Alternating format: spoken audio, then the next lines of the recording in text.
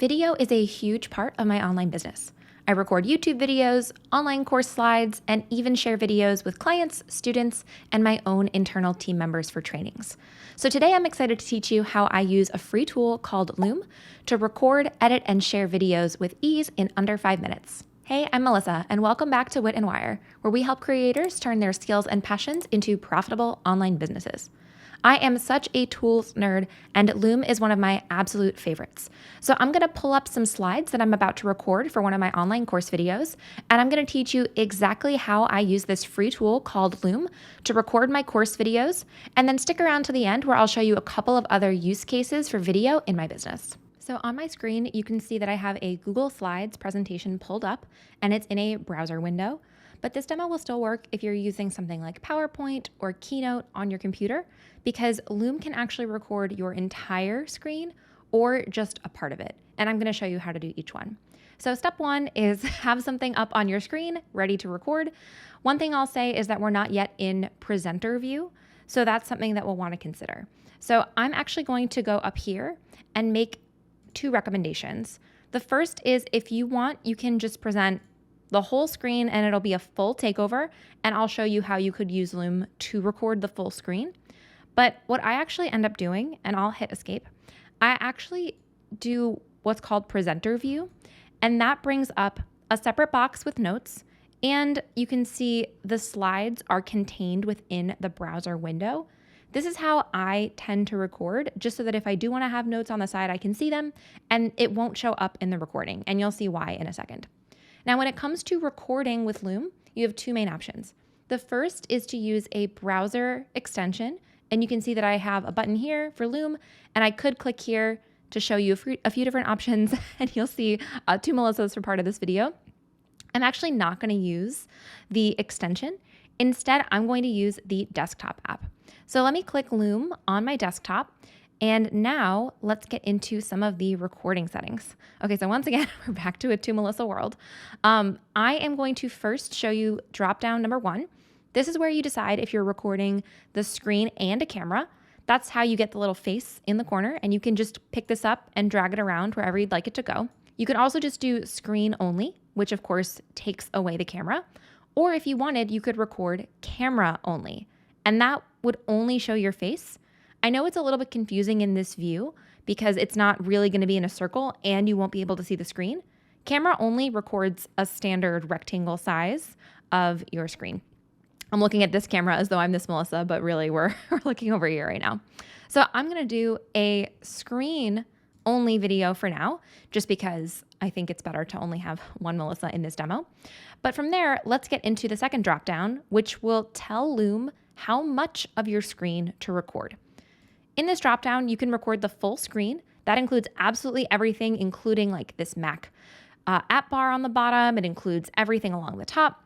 You could also choose to do a window where you would then get to select an app. I actually have 2 monitors. I have a laptop and a separate monitor. So that's why you see 2 different desktop options here. But the option that I really like that some of you may choose to use is custom size. What you'll do for custom size is first choose which desktop, if you have 2 like me, and then you'll get a cursor where you can click and drag in order to select the recording size. So now it will record everything within this border. And you'll notice that means that you don't see this awkward tab at the top in the presentation. I always find that so distracting when you can see the actual browser tab and the URL if you're using Google Slides like me. So this eliminates that. And by the way, if you made it to this point and you realized, oh, I really do want to see my face, then you can hit the video icon along the left in this nav bar, and it should bring up a camera. Although I think because I am doing some weird stuff and I'm recording a recording, mine isn't working. So if that happened to you, you could just click the X button, and then you could bring back initial selection and do screen plus camera, custom size, and then you'll get into it. Something that's worth noticing back in this menu is that when you choose the recording settings, you'll want to make sure it's using the right camera. So I have an external microphone as opposed to the built-in Mac camera. And then if you're using an external microphone, You'll want to make sure it's not using your standard MacBook Pro. You'll want to make sure it's actually choosing that mic. So I'm going to click start recording. It's a little misleading. It will lead you through that same flow you saw before, right? Because we're no longer in the creation process. So let's get a recording going. And now you can see the camera's coming up. Maybe I want to move it over here. There are some additional features. Actually, if you hover over this, you can make it larger or smaller. You can also choose to add in some fun backgrounds, but I think more than fun, the blur is kind of nice. You can see it makes you stand out a little bit. Or if you didn't want to have whatever was behind you, you could choose a color. I don't know if I think the winter fun wreaths are necessary for content that you want to be evergreen, but they are kind of fun, I have to say. But for our video, we're going to do no frame and no background, and we'll click use these settings.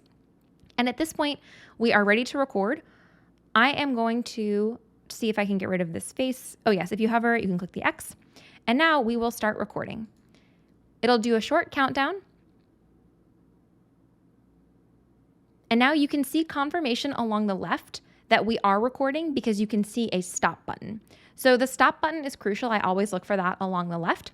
And then now I'm just using the keys on my keyboard to scroll through my presentation and to teach as normal.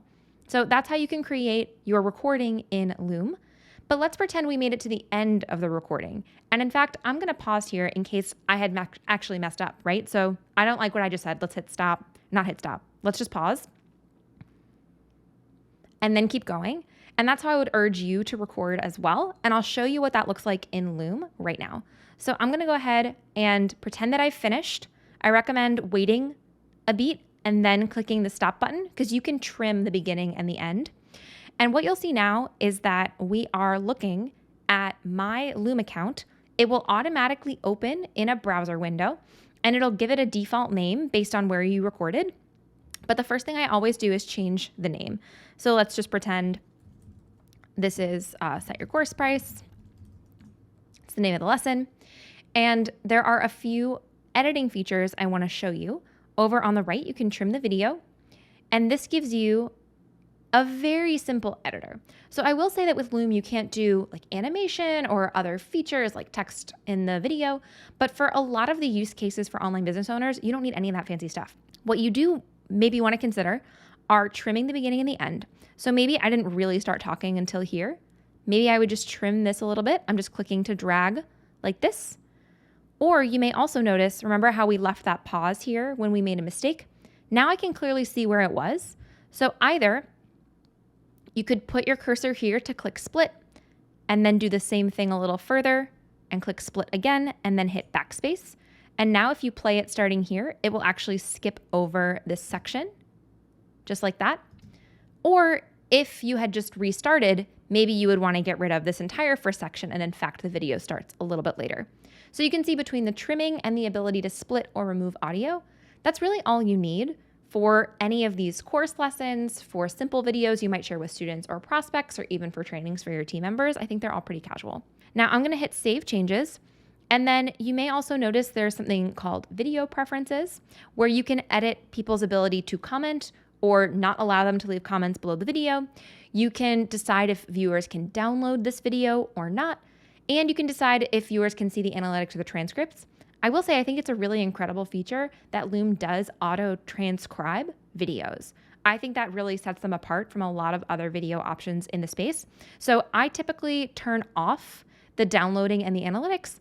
And depending on the use case, I often turn off comments because I might want people to reply via email if we're just chatting, or it's up to you, I think, if you'll know if comments are helpful. But for now, we'll just go ahead and click save. Lastly, I want to talk about the share settings. So at the top, you can see just this link icon. And if I clicked that, that would copy a direct link to this video to my clipboard. But instead, if you go to the share button, now you can really start to see what Loom is capable of because you can embed this. I like to embed videos within my community, within my courses, and you actually can copy and paste just this standard share link if you click copy link. And if you paste it into an email, you will get to see a preview. And I want to briefly show you what that looks like. Right now I am in Gmail. Let's pretend I was writing some gorgeously crafted email. Hi there, very creative. Here's the video. Obviously, I think you should include a little more info. But what I really want to show is if you just paste the regular link to the video, Loom will automatically generate this clickable preview or this icon that says watch video, which I think is such a cool feature. And when I'm using videos to communicate with people interested in my Wit Wire programs or with team members or with existing clients, I just think that's so eye-catching and it really elevates the communication between us. It makes it really personal. So I'm a big fan of that share. Going briefly back over to Loom, the last thing to mention is under this drop-down menu, you see a few additional options to star videos, archive, download, or even to move them. I'm a big believer in folders, so I do tend to move all of my videos into folders based on their use. So I have one for internal trainings, one for course lessons, and so on. Although this was a pretty quick demo, remember you can record camera-only videos, you can record screen share-only videos, or you can do the combo of the slides or any website or anything on your computer, plus the small video face in the corner in a circle. And I think between those different options, you can really add a lot of value through video. But 5 of the most common ways that I use Loom are: number 1, to create course lessons; number 2, to communicate with prospective students or clients; number 3, to help existing students in my Wit Wire community by offering feedback on their work or answers to their questions via video; number 4, to create some short demos for my YouTube channel; and number 5, to create internal trainings for team members so that they can follow my processes instead of me having to write out long SOPs, aka standard operating procedures. Remember, you can start using Loom for free at witandwire.com/Loom. And some of the additional paid features that are kind of nice include options around the branding of your videos or some additional sharing features for different team members. If you're curious to download even more of my favorite online business tools, you can grab my complete online course toolkit with my favorite tools at any budget at witandwire.com/course toolkit. Loom is just one of the many tools that I use to run my business, and it is one of my favorites. But I know that if you enjoyed this video, I think this next one will add a lot of value to your own online business as well.